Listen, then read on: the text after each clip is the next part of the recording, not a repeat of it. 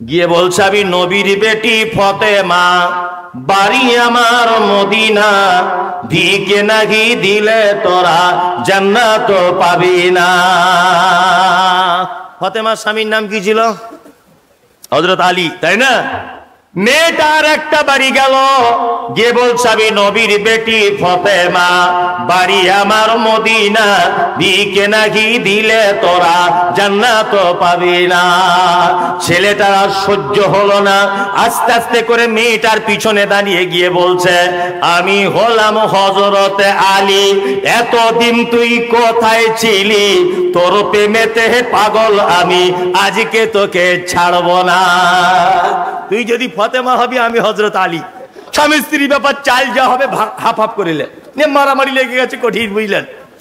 কঠিন মারামারি। তার মানে বোঝা যাচ্ছে যে কিছু অন্তত ভ্যাক না করলে কিছু মাল পাওয়া যাবে না। যারা এখানে নবীকে ভালোবাসেন আর একবার হাত তুলো, লিল্লাহে তাকবীর, লিল্লাহে তাকবীর। মাশাআল্লাহ, অনেকজন নবীকে ভালোবাসেন। নবীর হাদিস বুখারীর কি শোনালাম? নবী বলেছেন যে দানের ব্যাপারে সবার আগে থাকবে আমি নবী, কিয়ামতের দিন তার সাথে প্রথম দেখা করব। এ কি চারটিখানি বড় কথা? নবী দেখা করবে, হ্যাঁ? সবার আগে আবার হজ করে এসেছে, ওর সাথে আগে দেখা হবে না।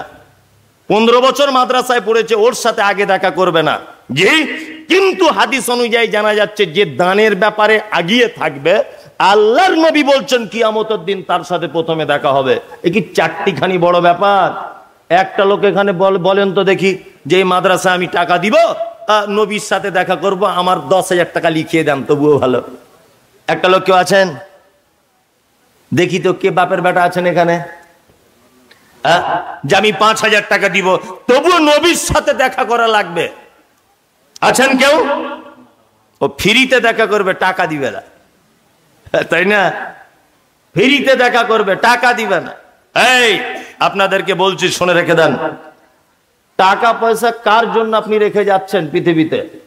কার জন্য? বেটার ভবিষ্যৎ করছেন? দুনিয়া কেমন জায়গা আপনার হুঁশ আছে?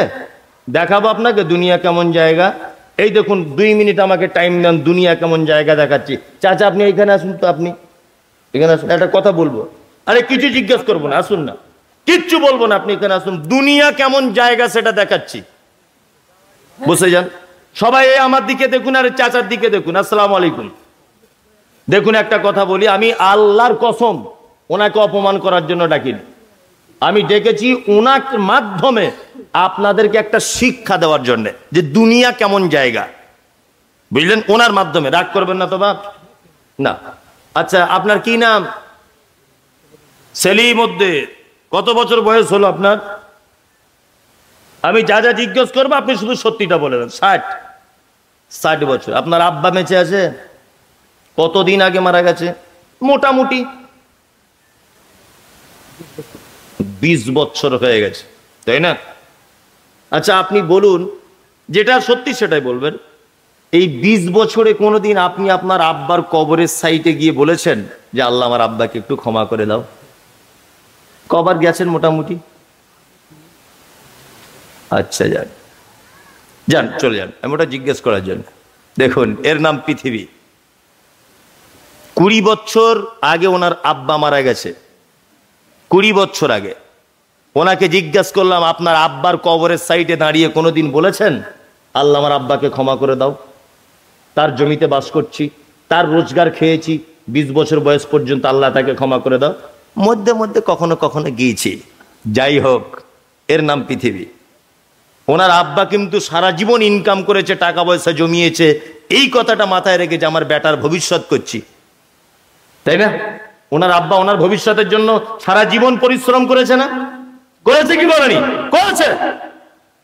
আপনি টাকা পয়সা পৃথিবীতে ইনকাম করছেন, হারাম হালাল কিছুই দেখছেন না, বলতে গেলে শুধু বলছেন বেটা বেটির ভবিষ্যৎ করছি। আমি মুমতাজুল ইসলাম বলছি, শুধু আপনি মরে দেখুন, আপনার কবরের সাইটে আপনার 4 বেটা কোনোদিন গিয়ে বলবে না রব্বির হামহুমা কামা রব্বায়ানি সাগীরা, একদিনও টাইম পাবে না। তারা তাদেরকে নিয়ে ব্যস্ত থাকবে। ওই জন্য আপনার কাছে বিনীত অনুরোধ, আপনি বেঁচে থাকা অবস্থাতে আপনার নিজের সম্পদ দান করে যান, বেটা দান করবে না। বেটার আশা করবেন না আপনি। একজন লোক বলুন এখানে, একটা লোক এত লোকের ভিতরে যে আমি মাদ্রাসাকে 10,000 টাকা দান করব আমার আব্বা মায়ের জন্য। কত? 10,000 দিবেন? জি, আল্লাহুম্মা সাল্লি আলাইহি আল্লাহুম্মা বারিক আলাইহি। কি নাম ভাই? তানবীর আলম। উনি 10,000 টাকা দিবেন।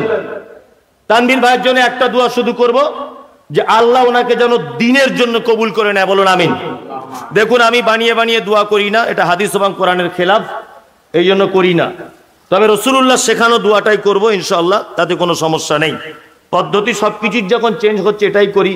ও গো আল্লাহ দয়াময় দয়ারি সাগর, এটা ওটা বলে শুরু করে এগুলো হাদিস কোরআন সমর্থন করে না, এই জন্য আমি বলছি না। তবে এটা আমি ফতোয়াই দিলাম না। যাই হোক, আর কেউ আছেন ভাই? একটা লোক বলুন তো যে আমি আমার আব্বা মায়ের জন্য আমি 10,000 টাকা এই মাদ্রাসায় হিফজখানাতে দান করব। বলুন একজন। টাকাটা আপনি 2 বারে দিবেন, 2 মাসে 5,000 করে 10,000 দিবেন। এই সিস্টেম আপনাকে বলে দিলাম, অসুবিধা নেই তো? না, কোনো সমস্যা নেই। 2 মাসে দিবেন 5,000 করে। কেউ আছেন ভাই এখানে? আর আছেন ভাই? একটা লোক হাত তুলুন, তুলুন ভাই একবার।